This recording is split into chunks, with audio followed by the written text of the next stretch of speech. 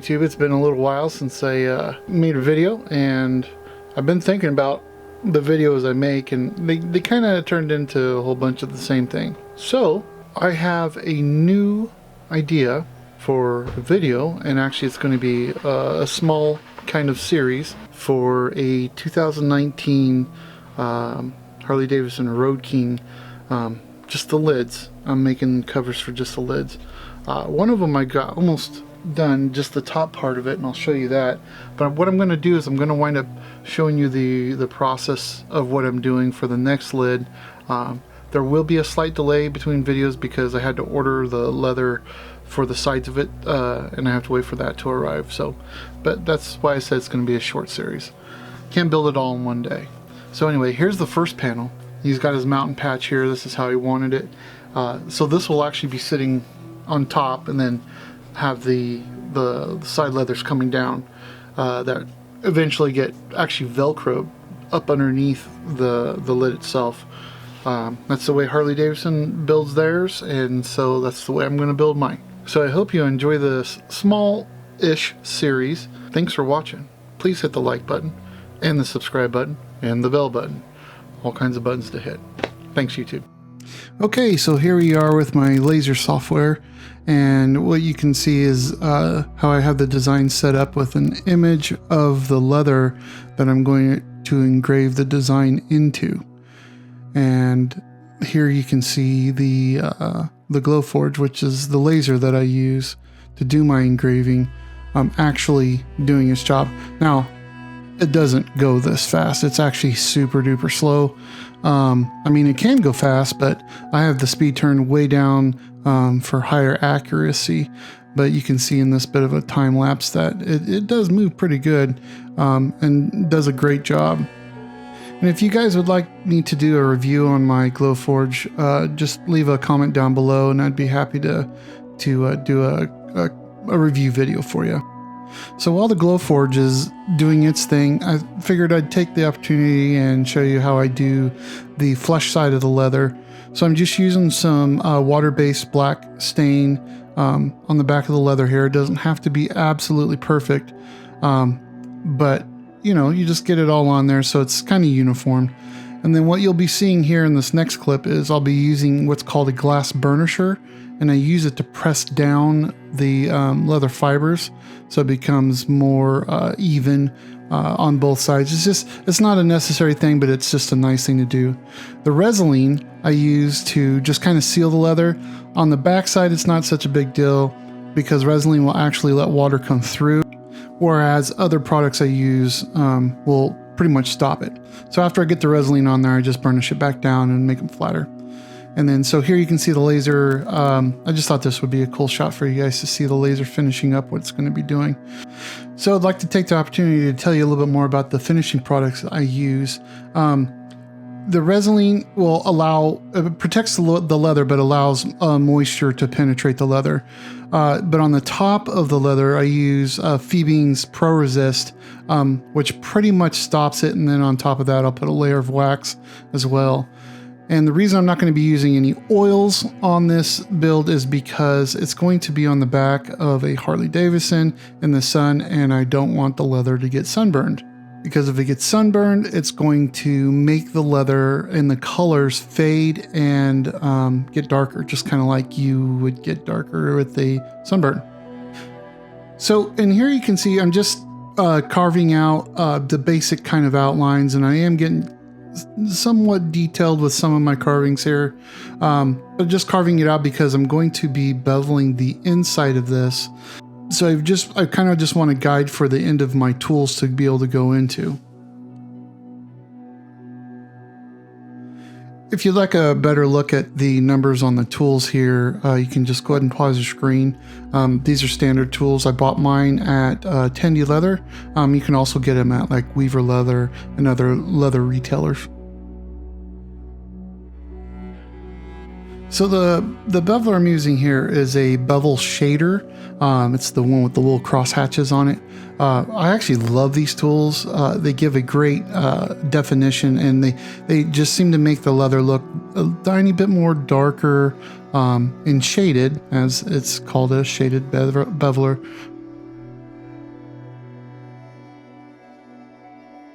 So some parts of this video, like what you see right now, I'm going to be speeding up just for efficiency. Otherwise, you're going to just be sitting here probably for a good hour just watching me hammer little tiny marks into the leather.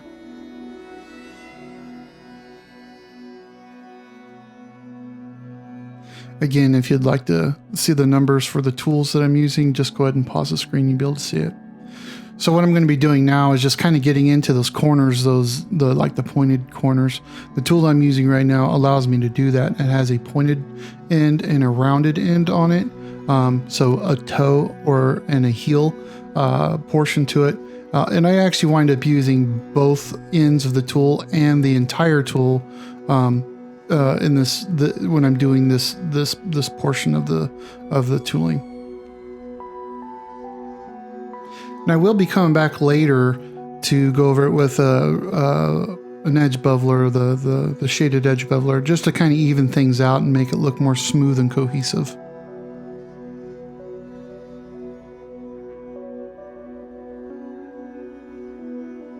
And I'd like to quickly talk about how I hold my tools. A lot of beginning leather workers seem to have a hard time in not getting their tooling marks cohesive. That's because they're hitting the tool, then lifting the tool up, moving the tool over, hitting the tool again. It's way better to keep your tool just slightly above the leather, use another finger to brace it, and then kind of just work your way down, just slightly tapping your tool with your mallet. That way you get one consistent, perfect line.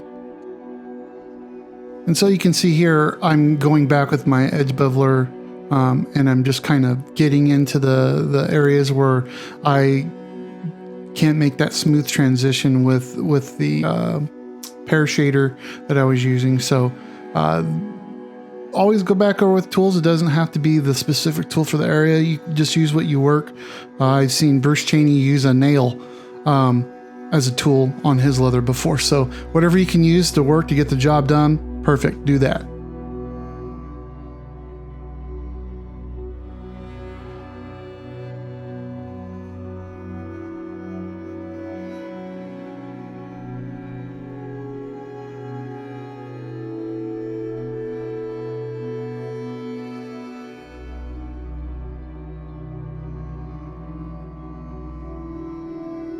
And another good tip for new leather workers is always keep in mind that Rome wasn't built in a day.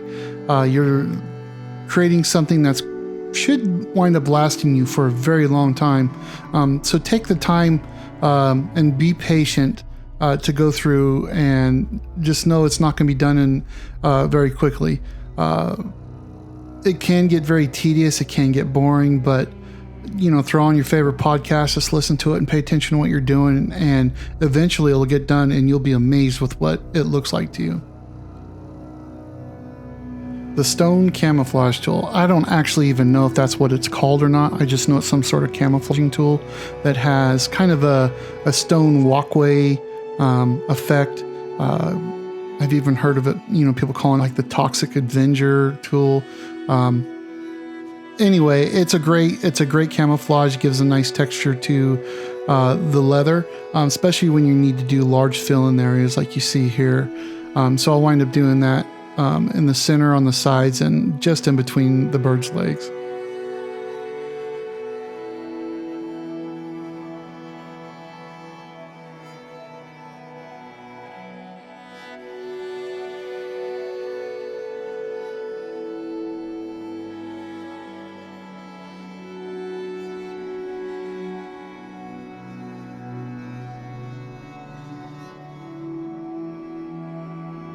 And wow, man, I mean, even to me, it already looks great, and I'm sure you could agree. So here, all I'm doing is going around all the outside of the chain there.